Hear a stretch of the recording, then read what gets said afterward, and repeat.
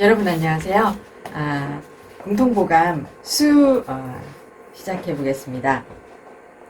이번 시간부터는 조금 방법을 달리해서요. 전부 다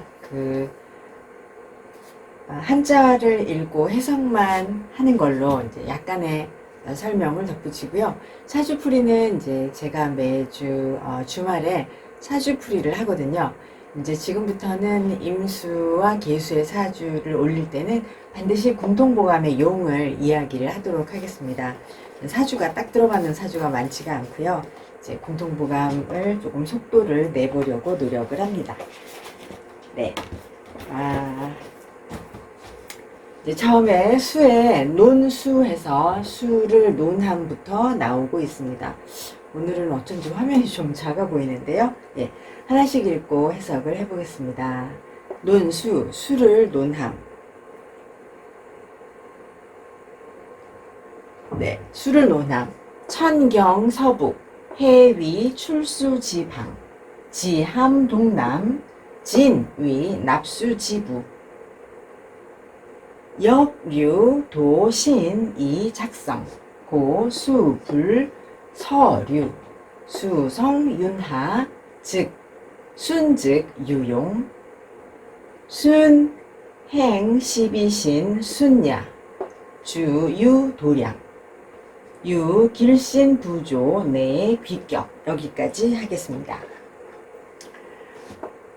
천, 하늘은 서북으로 기울경자입니다. 그래서 하늘은 서북으로 기울어 있고, 해는 출수하면 수가 나오는 이잖아요.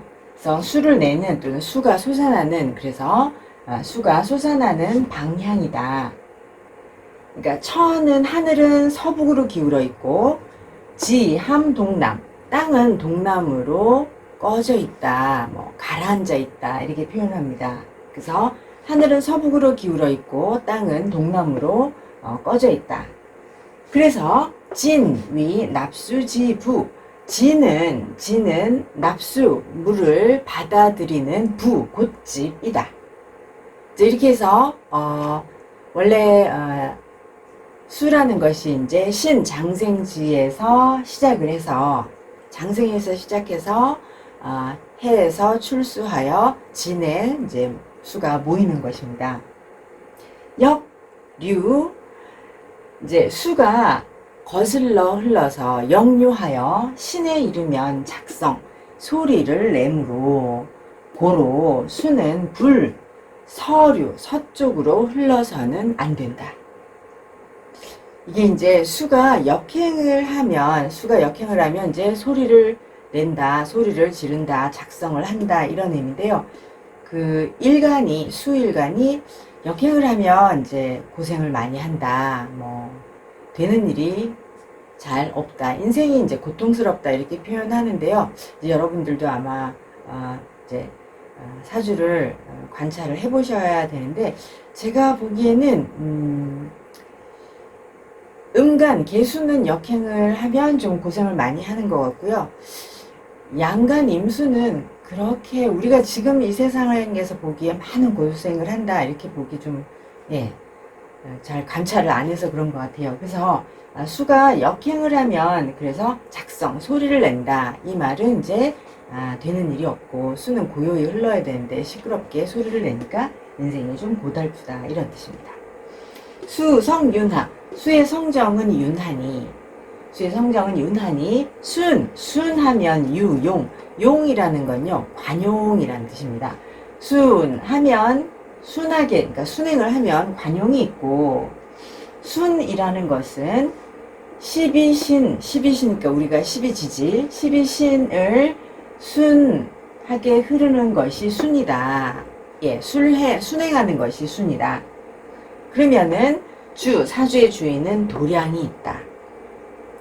그리고 길신이 부조가 있으면 귀한 격이 된다.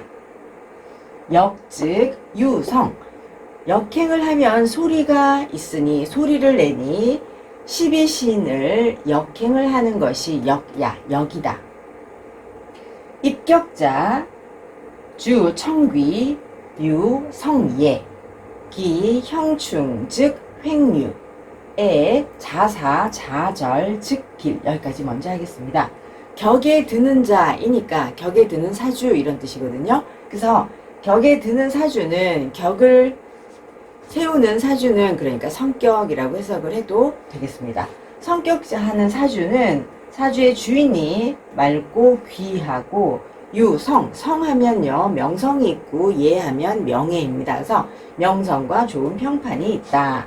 그리고 꺼린다. 형충, 형과 충을 꺼리니 형하고 충하면 횡류, 횡이라는 게 가로 횡자거든요. 그래서 횡류라는 게 물이 이렇게 고를 따라 흐르지 않고 꿰져서 옆으로 꿰져서 흐르는 것을 말합니다.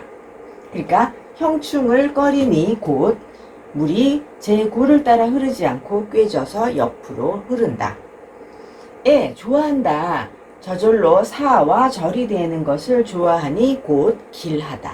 그러니까 사절이 되면 길하다. 수, 불, 절원, 장, 금생이, 유원, 수류, 범람, 뢰, 토, 극이, 제방, 수화, 균즉, 합, 기재, 지미, 수토, 탁, 즉, 유, 탁, 원, 지흉. 여기까지 먼저 하겠습니다. 수는 절대 수는 근원이 끊어져서는 안 되니, 수는 금이 생해주는 것에 의지하다 라는 뜻입니다. 금이 생해주는 것에 의지하여 멀리 흐른다.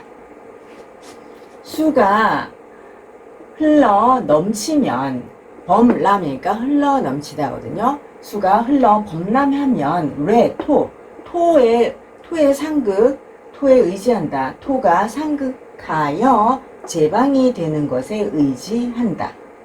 수화가 균하면 이제 균형을 이루면 이렇게 해석을 하고요. 고르다 이렇게 해석을 해도 되고요. 그러니까 수화가 이제 균형을 이루면 곧 화합하여 수화가 기재하는 아름다움이 있다.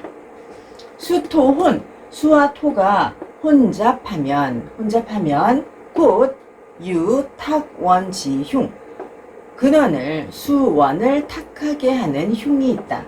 그러니까 수원이 탁해지는, 그래도 되고요. 탁한 수원의 흉이 있다. 수원이 탁해지는 흉이 있다.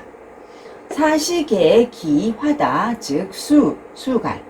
여기까지 먼저 하겠습니다. 사시사철, 사시가 다 화가 많은 것을 꺼리니 곧 수가 받을 숫자잖아요. 그럼 이게 받는다, 마름을 받는다. 근데 여기서 이제 당하다라고 해석을 합니다. 받을 숫자는 당하다라고 해석을 해서 곧 수가 메마름을 당한다. 수가 고갈 당한다. 죄송합니다. 꺼릴 기자부터요. 기견 토중, 즉 수분류. 기견 금사 즉 수곤. 기견 목왕 즉 수사. 여기까지 하겠습니다. 꺼린다. 토가 중함을 만나는 것을 꺼린다. 곧 수가 흐르지 못한다. 그러니까 토가 중함을 만나는 것을 꺼리니 곧 수가 흐르지 못한다. 꺼린다. 금이 죽는 것을 만나는 것을 꺼린다. 금이 죽으면 곧 수가 곤란을 당한다 라고 해도 되고요. 수가 죽는다. 수가 위태롭다. 목왕. 목이 왕함을 만나는 것을 꺼린다. 목이 왕하면 수가 죽는다. 심지운, 수명, 동료, 다주, 탁람, 여인우, 기지, 구결운, 양수 이렇게 나옵니다. 그럼 이제 심지라는 분이 말하기를 수명이라는 것은 수일간 이렇게 해석을 할게요. 사주의 수일간이 동요하면 많이들 사주의 주인이 람이라는 글자는요, 원래 이게 넘칠 남자예요. 근데 이제 사전을 찾아보면 넘치다라는 뜻에다가 범하다, 어리석다, 거기다 이제 음란하다라는 뜻이 있습니다. 그러면은 수일간이 동요하면 많이들 그 사주의 주인이 사람이 탁하고 음란하다 또는 사람이 탁하고 어리석다 이렇게 해석을 할 수도 있는데 뒷문장을 보면 여인은 더욱더 그것을 꺼린다. 그것이 탕람을 꺼린다 이니까 이제 이것을 음란하다라고 해석을 하면 되고 이게 이제 예, 과거의 일이니까 여인이 특히 이제 음란하다라는 걸 꺼린다라는 것으로 해석을 하겠습니다. 다시요. 수일간이 수사주가 수명이 동요하면 많이들 사주의 주인이 탁하고 음란하고 여인은 더욱 우자입니다. 더욱이 그것을 꺼린다. 구결운 구결에 이르기를 양수 신약 음수 신약 주귀 양의 수일간이 그러니까 임수일간이겠죠. 양수가 신약하면 가난하고 음수가 신약하면 사주의 주인이 귀하다. 네, 이렇게 해서 이제 수에 대해서 일반적인 얘기를 했어요. 근데 수가 이제 장생 신에서부터 시작해서 수원이 되어서 이제 흐르기 시작해서 해에 가면 출수를 하죠. 그리고 묘지인 진에 모입니다. 처음에 땅이 서북으로 이렇게 높고 동남으로 낮아서 서북에서 동남으로 이제 순행을 해야 무리 없이 잘 살고 예, 계획대로 살아가서 무리가 없고 역행을 하면 고난이 많은 편이다. 근데 이제 역행을 해도 인묘를 만나면 행운이 따르기도 하고요. 근데 되게 아까 말씀드린 대로 수일주가 역행을 하면 고생하고 좀 힘들게 산다. 또 이제 일이 잘 되지 않는 면이 많다. 이렇게 이제 작성이라는 표현을 그렇게 하고요. 수가 끊이지 않고 이제 당연히 흘러야 하고 수가 멀리 흐르려면 유장하려면 수원작용을 하는 금을 반드시 만나야 합니다. 그래서 수원작용을 하는 금이 있어야 사주가 끊임없이 흘러간다. 그러면 이제 추동절의 수는 이제 수가 왕하니까 또 토가 있어야 하고 그리고 토가 있어야 수로가 되어서 흐르고 수가 만약에 화가 많으면 토가 건조해지잖아요. 토가 건조해져서 수가 말라서 또 수의 그 역할인 삼남만상을 키우지 못합니다. 또 이제 수와 토가 잘 배합이 되면 옥토가 돼서 삼남만상이 초목이 잘 자라는 땅이 되고 그런 상황에서 이제 무토가 너무 지나치다. 그러면 또 수가 유통되지 않아서 만물의 근원이 되지 못하는 그런 이제 흠이 있습니다. 그래서요,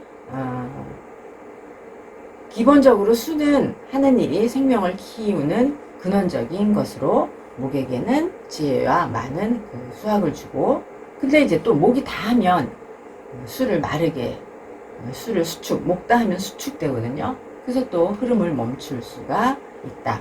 그러면 수확이 또 없을 수도 있습니다. 또한 수다 하면 목부한다는 얘기가 토의 견제가 없으면 이제 목이 떠내려가니까 또 불효한 인생을 살아갈 수가 있습니다.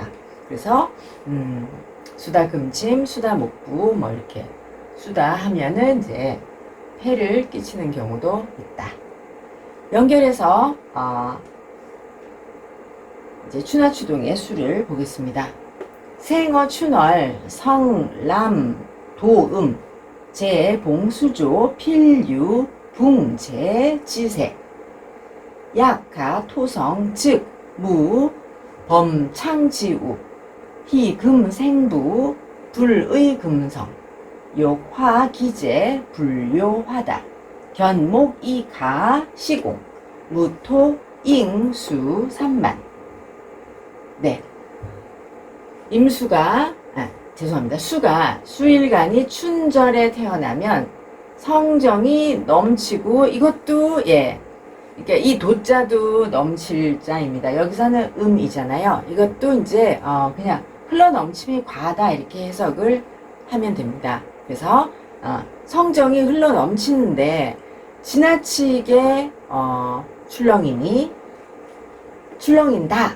근데 거듭하여 수의 수의 도움을 만나면 반드시 붕은 이제 붕괴시키다 하죠. 그래서 제방을 무너뜨리는 세력을 가진다. 네. 만약 더하여 토가 성하면 없다. 흘러서 팽창, 물이 부르를 창자입니다. 그래서 없다. 근데 이제 토가 여기에 더해서 토가 왕성하면 범창지우 물이 흘러서 불어나는 그런 근심 우자입니다. 근심은 없다. 희, 금, 생부. 금이 생하여 도와주는 것을 기뻐하나 불의 하면 안 된다. 금이 왕성해서는 안 된다. 요, 화가 기제를 이루기를 바라나 화가 많을 필요는 불요 없다.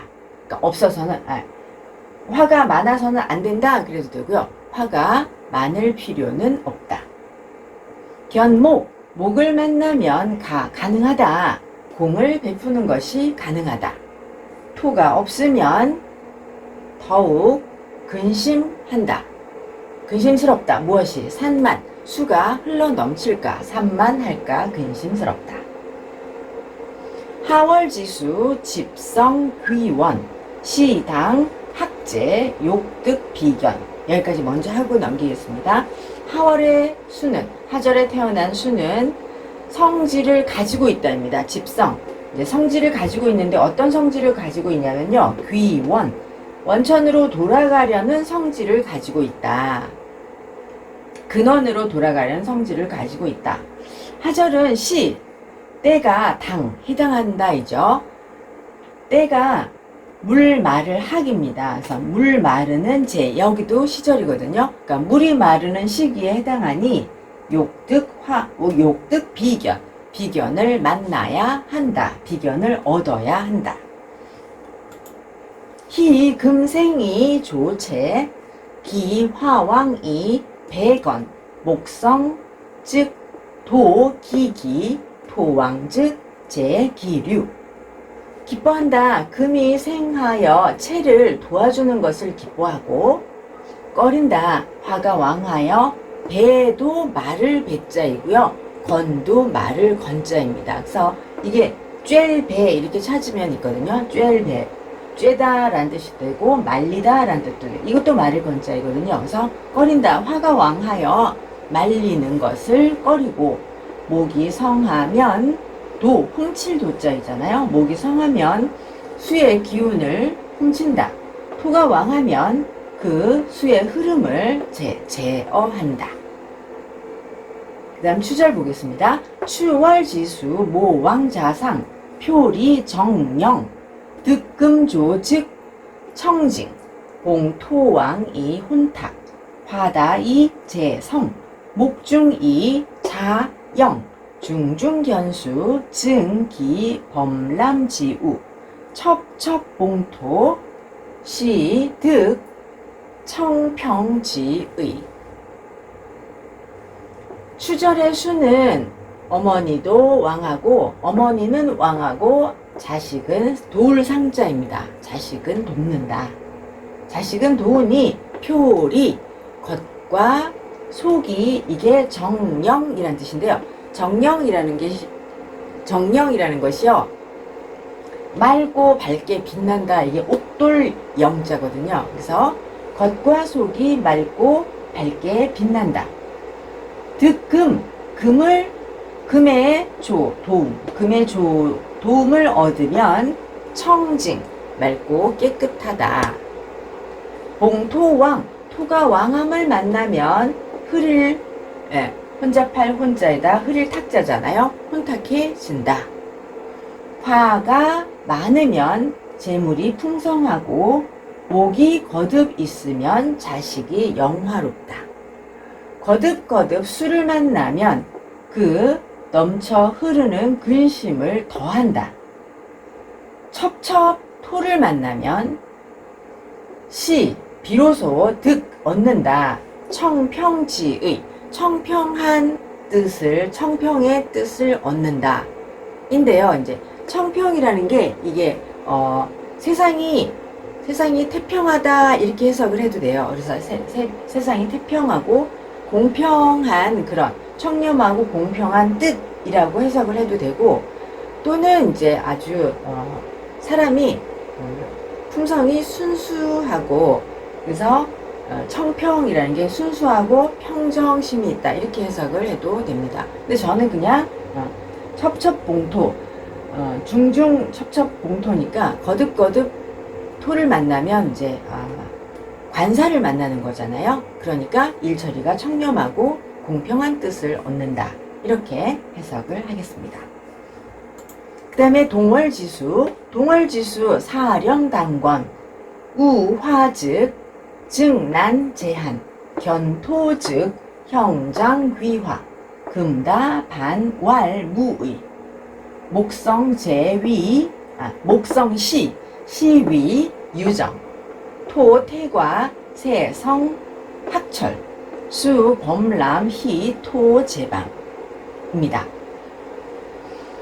동절의 수는 원령을 담당하고 원령을 주관하고 권한을 담당한다.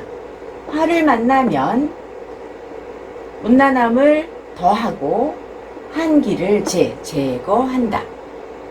견토즉, 토를 만나면 형태가 감추어지고, 귀화라는 말은 이제 귀화라는 게 우리가 다른 나라의 국적을 얻는 것을 귀화라고 하잖아요. 그러니까 도라가 변화한다 라고 이제 해석을 합니다. 그러니까 형태가 감추어지고 그리고 도라가 변화를 한다. 이게 동절에 이제 수가 토가 있으면 수의 형태가 토의 안에 묻혀 있잖아요. 그런 의미입니다. 원래 귀화라는 것은 그 임금이 어진 임금의 덕이 어지러서 그 임금에 감응해서 그 나라의 백성, 고사에 의하면 백성이 되는 것을 귀화라고 해요. 그러니까 돌아가서 변화한다 이런 의미인데, 이제 여기서 동절에 토를 만나면 수의 형태가 감추어지고 도라가 변화를 한다.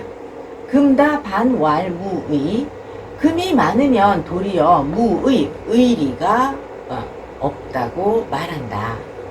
목이 성하면 바로 이렇게 말한다. 유정, 목이 성하면 유정하다고 말한다.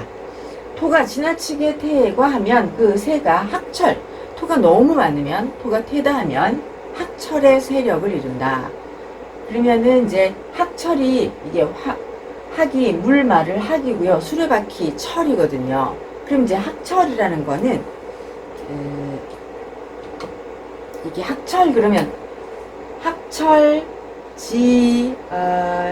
이렇게 고기어자에다 이렇게 쓰면은 이게 붕어 부자예요. 그래서 이 학철이라는 말로도 학철지부라는 의미를 이제 수거로 의미하는데요. 그거는 학철 하면은 이제 수레바퀴 자국에 물이 없어지고 물이 말랐어요. 그러니까 마른 수레바퀴 자국에 붕어가 빠진 거예요. 그러니까 물이 한 방울도 없으니까 엄청나게 곤란한 상황을 학철지부라고 합니다. 그래서 토가 너무 태거하면 그 상황이, 그 기세가 학철지부를 이룬다. 그러니까 아주 곤란한 위급한 상황이다. 수범람, 수가 흘러 넘치면 토라는 제방을 기뻐한다. 이렇게 해서 동절 수까지 설명을 하였습니다. 말씀드린 대로 사주는 앞으로는 수일주 사주를 풀을 때 제가 이제 일간 사주 감명을 할 때 수에 대해서는 이제 이렇게 공통부감에서의 용을 곁들여서 설명을 하도록 하겠습니다. 네, 여러분 감사합니다.